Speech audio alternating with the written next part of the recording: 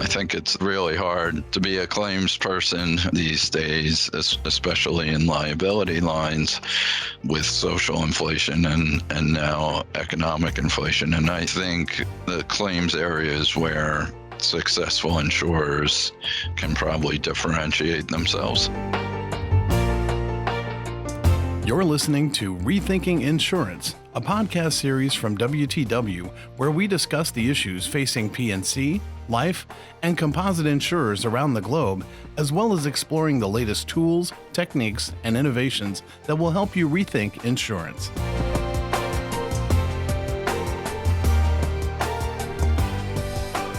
Hello and welcome to Rethinking Insurance. I'm your host, Sina team, and today I'm delighted to be joined by my guests, Chris Bozman and Klayton Southwood. Welcome both. Thank you. Thank you, Sina. Chris, you're managing director of our insurance consulting and technology practice in Philadelphia with over 30 years of insurance experience, mainly in the field of reserving, M&A, and capital. Klayton, you're a senior director of our insurance consulting technology business in Bloomington in the US. With over 30 years of insurance consulting experience, with a particular focus on pricing and reserving for auto and homeowners insurance. And you're both mathematicians by background. Today, we'll be discussing what everyone's discussing, namely how inflation impacts insurers. Before we get into that, though, I Googled your name, Chris, and there's loads of great search results from Instagram accounts of The Boz, a musician's records on SoundCloud, a cyclist, a high school head coach of a varsity volleyball team. Is this the sort of result you wish one would find when Googling your name? Well, it sounds more interesting than the real things that it should be associated with my name. So that's probably somebody else. Klayton, actually, when I Google your name, the search results that come up almost always end up with Willis Watson or Kaz. What did you wish one would find when Googling your name? I would say Sina, someone who enjoys helping my wife with her hobby farm. Brilliant. All right. Inflation. There's obviously robust economic growth in most developed markets now, mostly recovering to pre-pandemic levels, but inflation's really eating into that, right? With 7.9% annual consumer price inflation rate in the US in February, we're seeing the highest inflation in 4 decades. Taking out food and energy prices, the inflation rate is still at 6.4%. The Federal Reserve reacted with an interest rate raise of a 0.25 percentage point, bringing the target range to 0.5%. This is the first increase we've seen since 2018. And the Fed officials have already signaled this would be a series of increases this year and next year. And similar picture in Europe, really. Inflation is high there as well. They're lagging the US cycle a little bit. In the euro area, the annual consumer price inflation rate was 5.8% in February 2022, with France and the Nordics being between 3.5% to 4.5%, Spain, Netherlands, Poland being between 7.5% and 8%. The only one that falls out a bit is Switzerland, with a comparably low 1.9%. On the other end of the extreme, there's Turkey with 54% of general inflation. But generally, the labor market isn't as tight as in the US yet, maybe. Of course, the war in Ukraine is likely to further boost inflation, with Russia being a key supplier of energy and commodities, right? So, Chris, which types of inflation do you think insurers are impacted by most? Yeah, thanks, Sina. So when you think about first-party lines and property damage, it's the cost of materials. So we've seen spikes in lumber prices during 2021 in the US, auto parts increasing in price, and the labor costs to make the repairs have gone up as well. So we're already seeing that inflation. But when you think about third-party lines and bodily injury, as well as workers' compensation, it's really the wage and medical inflation that are the threats to those lines. And we haven't seen those tick up significantly yet. We're starting to see wage growth in the U.S. So there, I think the concern is more in the future, what's going to come in the next 12 to 24 months. And if we do see increases in wage and medical inflation, what will the duration of that be? Right. And claims inflation, I think we define as the change in per claims costs in a specific portfolio, right? So apart from price and wage inflation, what are other factors or claim cost drivers? Maybe Klayton, if you want to take that first. Yeah, there's a lot of stuff going on, at least in the United States, especially in personal lines. I mean, you've got, the fairly well documented supply chain issues around COVID that are driving up, as Chris mentioned, lumber costs for property insurance repairs and, the cost of parts for auto repairs. There's just a lot of other stuff that's really driving the inflation, especially in auto, around improvements in technology that seemingly will, on a long-term basis, help with loss cost and lead to overall increases in safety and reduced claim frequency. Things like adding all kinds of sensors to vehicles. In the short term, that's actually causing more strain because the cost of repairs of all the automated sensors, the cost to run diagnostic scans to make sure that the electronics were fixed correctly in an accident, the cost of doing the recalibration of all the cameras and things like that. The body shops they're challenged to get the staff to know how to work on these repairs. They're challenged to get the parts in. The manufacturers, I think, long term need to be doing a better job. When they're putting this equipment on the cars, they're thinking about the improvements in safety. They're not thinking about the cost of the insurer to repair.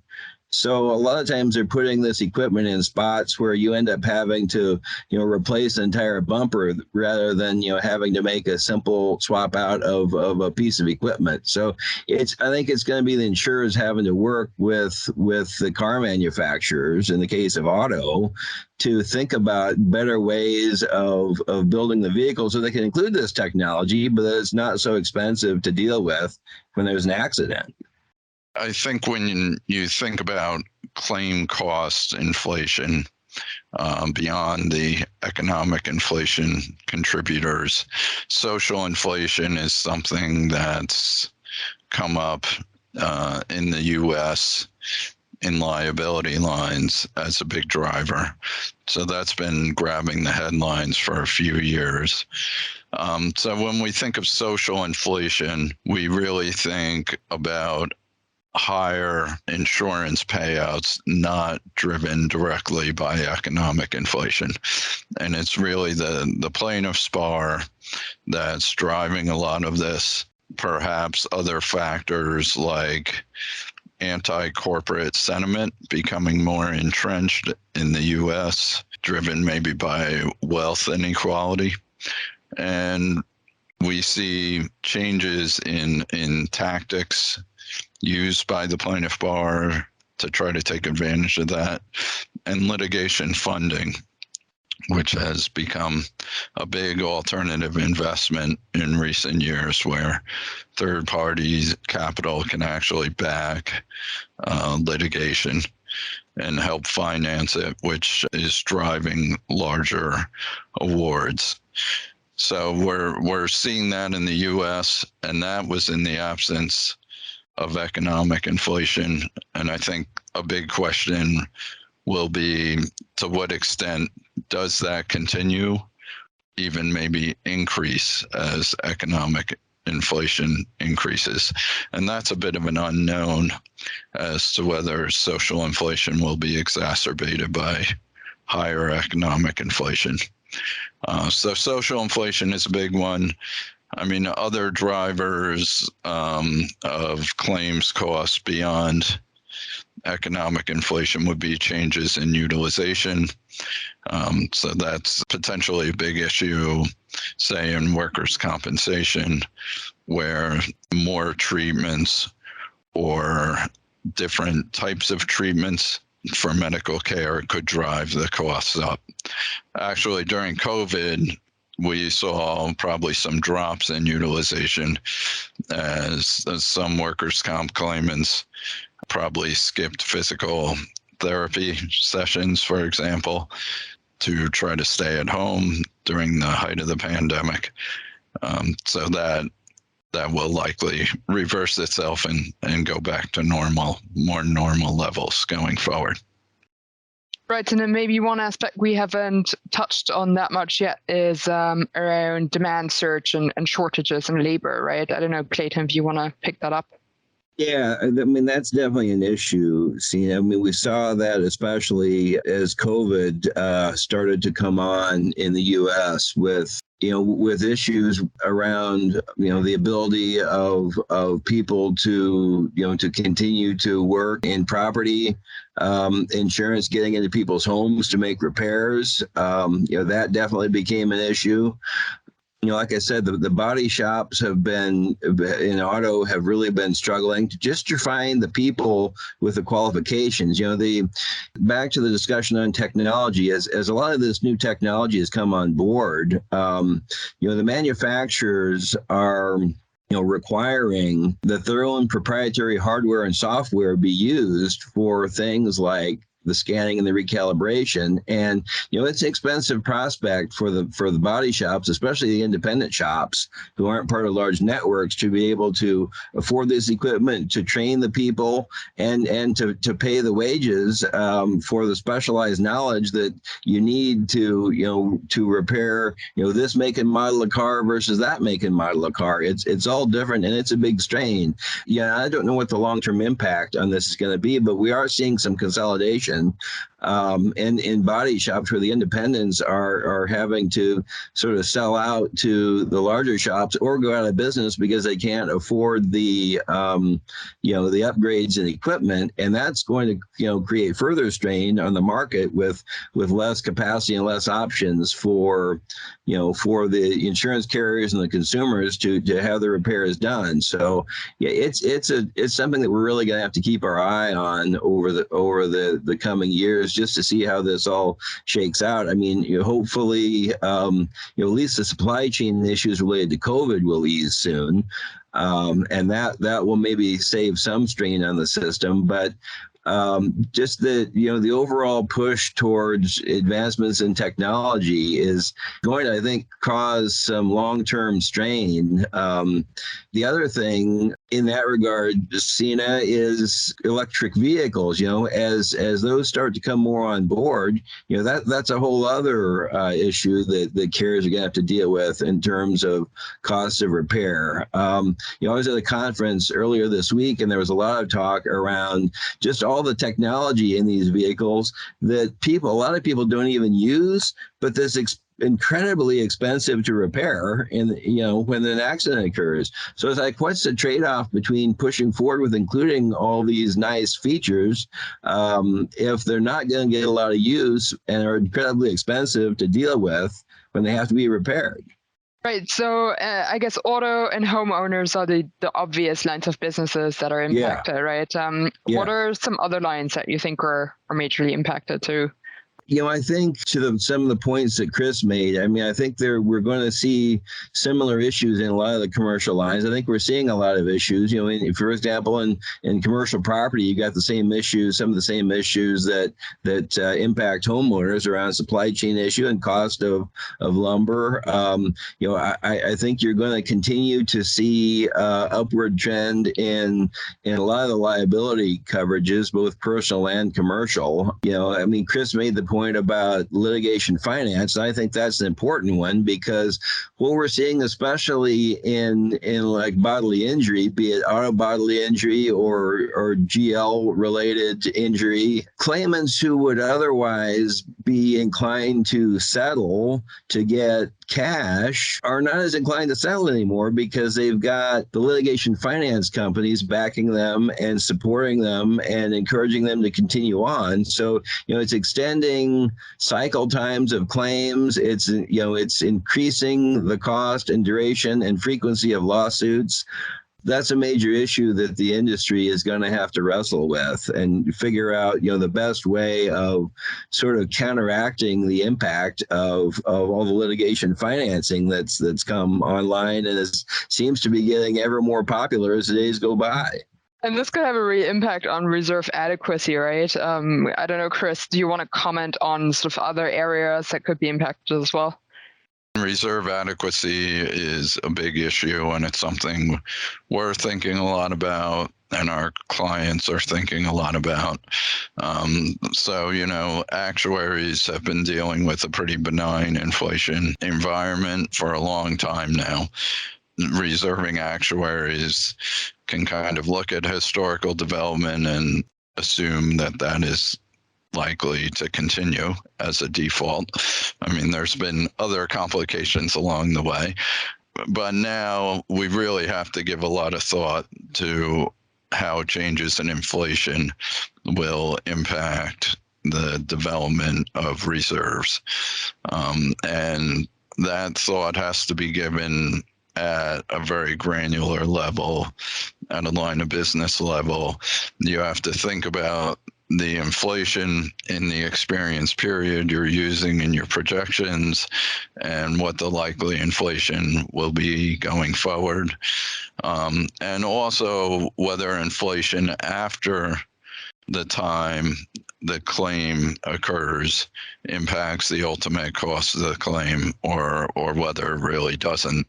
So for some lines, it's obvious, like workers' comp, medical costs. If there's medical cost inflation after the claim occurs, that will impact the payments that the insurer has to make.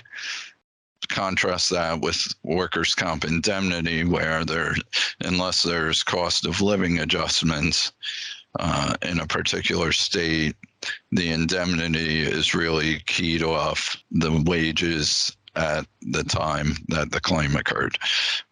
And other lines are less clear, like general liability. It's probably kind of somewhere in between those extremes. So insurers really have to think through all of those issues and consider making explicit adjustments to their reserves for the potential for higher inflation. And do you think that should be done sort of indirectly during the reserving exercise, or should it be done via scenario tests, or how would you approach that? I think insurers are going to have to think about this as part of the reserving exercise. I mean, scenario and sensitivity tests are very helpful. They provide insight to management and to boards in terms of what could happen to reserves in a high inflation environment. But now we're in one. So it's not really a scenario test anymore. It's more, this is kind of a central estimate consideration. So I think actuaries, as part of their reserving, need to be thinking about this. Like I said, it's not easy and it takes time, and reserving actuaries are already pretty strapped for time. But this is something that needs to be thought about now.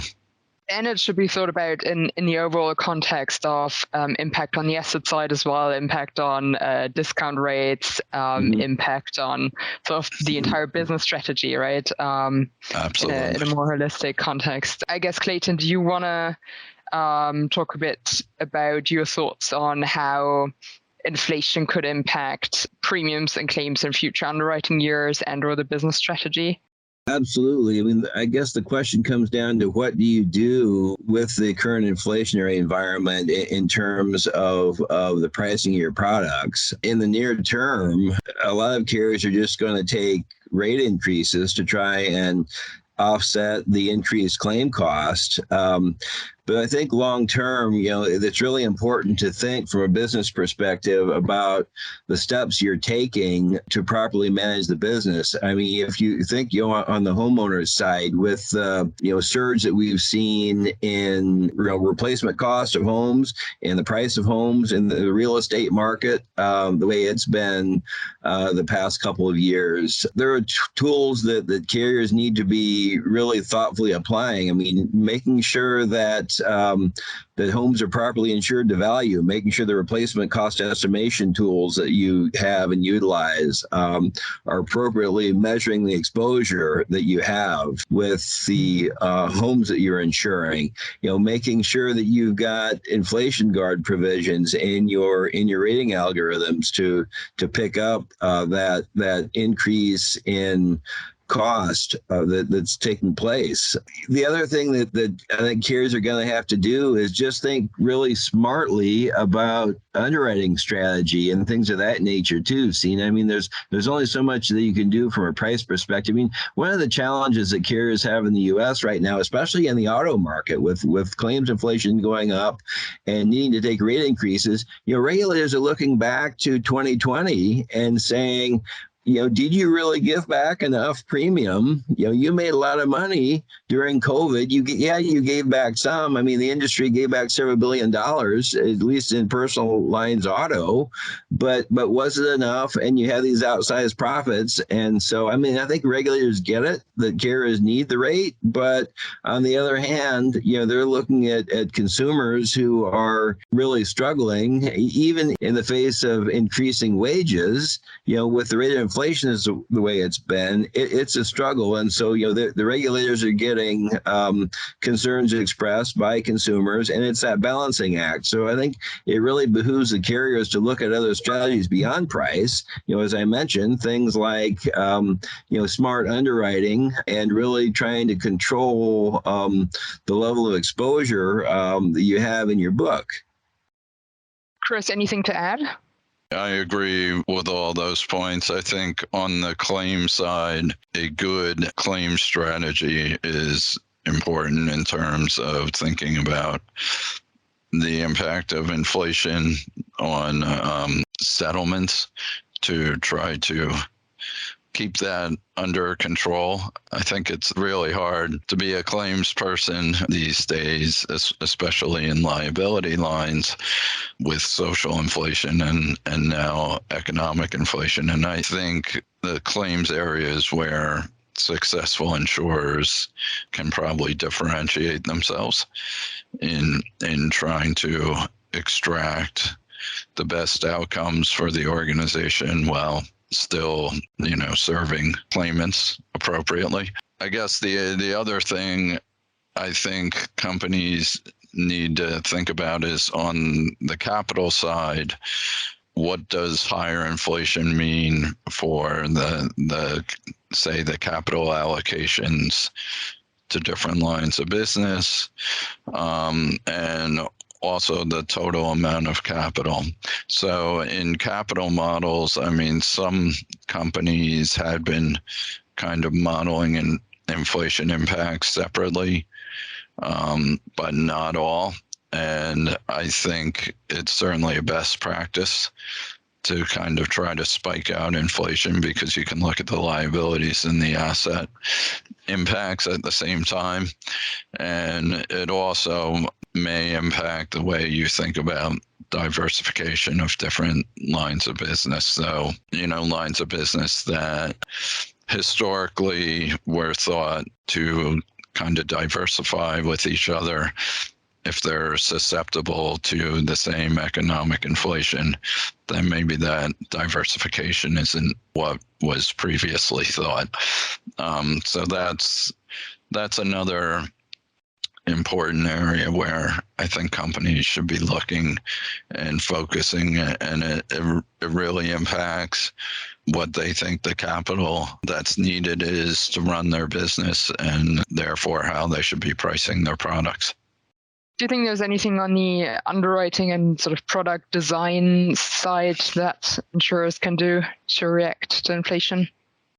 Well, I think, as Klayton indicated on property, getting total insured values right, I think is really important. And that's been a struggle, I think, in the past. And inflation guard, for example, is part of that. Those are the main things: watching attachment points, increasing deductibles, and making sure the pricing, if you're writing excess, is reflective of the trends we're seeing, right? So if you're attaching at $1 million, $1 million certainly doesn't offer the protection that it did even a few years ago. So pricing actuaries need to be thinking about that very carefully. So, Chris, another way to potentially react to inflation could be alternative ways of transferring risk, right? Like parametric insurance, which would ensure quick payouts, no ambiguity, therefore no legal risks. What do you think? Is that real potential for the personal market as well? Well, we've seen that to some extent in the reinsurance market with industry loss warranties, for example. So those are kind of time tested in that market, although they're not always completely straightforward, because there can be arguments about the trigger, what the industry loss is, what's included, what's excluded. But in theory, it should be straightforward. But on the direct side, I don't really personally see that as a solution. I think there's probably too much basis risk for a policyholder to take on. And, the insurance product does not work so well for an individual or a small business if there's a lot of basis risk. Right. For anyone who's interested in parametric insurance, we actually did a separate session with Dr. Simon Young on this as part of the Rethinking Insurance podcast as well. So listen to that if you're interested. I think for the most part, insurers are in a situation where it is going to be difficult to hedge inflation, but understanding it is the first step, of course. And when you think about things like reserve risk, one solution could be to go out and buy an adverse development cover from a legacy market or something like that. So we may see companies looking for those options. Of course, the legacy markets are smart as well, and will be thinking about the potential for inflation in their pricing of those covers. But we may see a little more activity because of that if companies are really trying to kind of control their reserve risk. Yeah, thanks, Chris. Yeah, I agree. Before we close off, I think I would want to know from both of you if you think the current inflation discussions are a bit of an unnecessary panic, or is it an actual issue for insurers that will persist in the near future?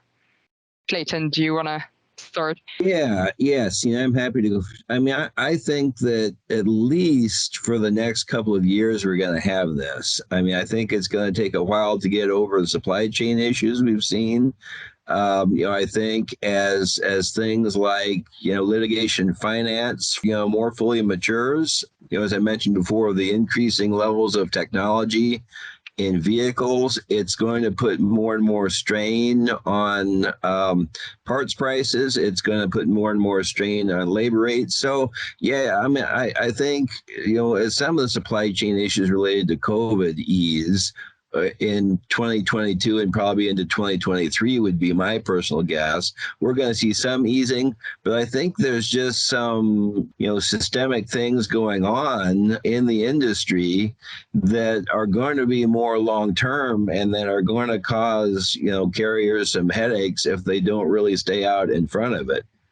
Yeah, I don't think there's a panic that at least isn't warranted. I think this is something companies need to be thinking about, and it's appropriate to be thinking about. And there's a range of scenarios, right? So most economists think that, the Fed, through increasing interest rates, will be able to bring inflation under control. And the supply chains will kind of work themselves out. But there's other scenarios that are not as favorable that are possible. So kind of a wage price spiral. Not saying that will happen, but it's possible. The geopolitical situation adds a lot of uncertainty, especially around energy prices. That's obviously very uncertain. So companies need to be thinking about these things. It's really challenging, especially coming out of COVID, because as actuaries try to make sense of all of this, they're dealing with distortions due to COVID as well, which is already making projections difficult, and now we're layering in inflation on top of that. So there is a lot to try to think through, but I think it's right for companies to be raising this as an issue. And, most of the companies we talk to, I think, are appropriately concerned and focused on this issue. Great. Thank you so much for your time and your thoughts on the topic, Chris and Klayton. Thank you. Yes, thank you, Sina. Thank you for listening to this episode, and I hope you found this interesting and useful. And if you did, then join us on future episodes of Rethinking Insurance. Thank you for joining us for this WTW podcast featuring the latest perspectives on the intersection of people, capital, and risk. For more information, visit the Insights section of WTWCO.com.